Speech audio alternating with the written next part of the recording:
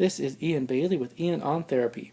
A major part of what I do, I see a lot of children, but I see people of all ages and couples and families. But I see a lot of children, and a lot of what I do and what therapists do is actually education for the parents. The child comes in with misbehavior. However, the parents are involved in this whole system, so to speak. Everyone's connected together. And if you can get the parents to make a system of reward and consequence, it really helps to alleviate the situation. Tell parents don't bicker, rather, get some sticker charts, make some rewards, be firm with your punishments. You don't need to hit them and beat them. In most counties, you're allowed to spank the child, open hand, no object, but ask your lawyer, ask the county.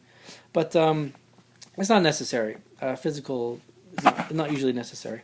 I never have advised it. Anyway, the point of this video is timeouts. Let's describe one type of consequence. Parents, oh, Mr. Ian, oh, I tried everything. I take this away, take that away. But when you really get the parent to describe how it is and go through it, usually something's missing. But anyways, one form of effective timeouts, effective punishments, is timeouts. So when I grew up, the timeout was just be in my room, and that's what I did with some people that I have. But the real timeout is actually have the child sit in a chair that's not that comfortable, if you can find it, actually in the public area where the family is. If they get up, quietly put them back on the chair repeatedly. What does this do? This makes the person feel like they're missing out on life, missing out on the interaction in the family. It's a removal of the positive reward of interaction. If the child is very social, they feel punished in the room, okay, you can send them to the room. But if they're playing video games and chilling and happy, it's not really a deterrent. The point is that the timeout must be a deterrent, and try to make it very clear with your child when they're going to have the timeout.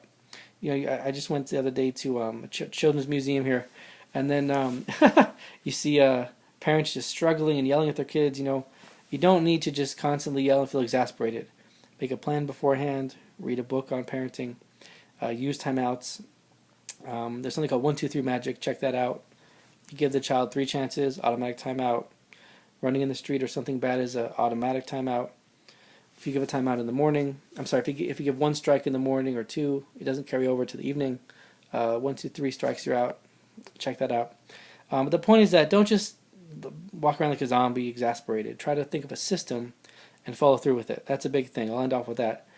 I saw, I don't want to say details of the case, but saw a family, and then what I like to do, and this is for therapists and parents, but what I like to do is very minutiae, but I like to get people to have a conflict in the session and see how the parents and children react. So just had the child which is refusing to clean up the Connect 4 game, and the parents admitted to me that they usually give in at home. So if you're going to give in and reward them or let them do whatever they want, so why would your child bother to change their behavior?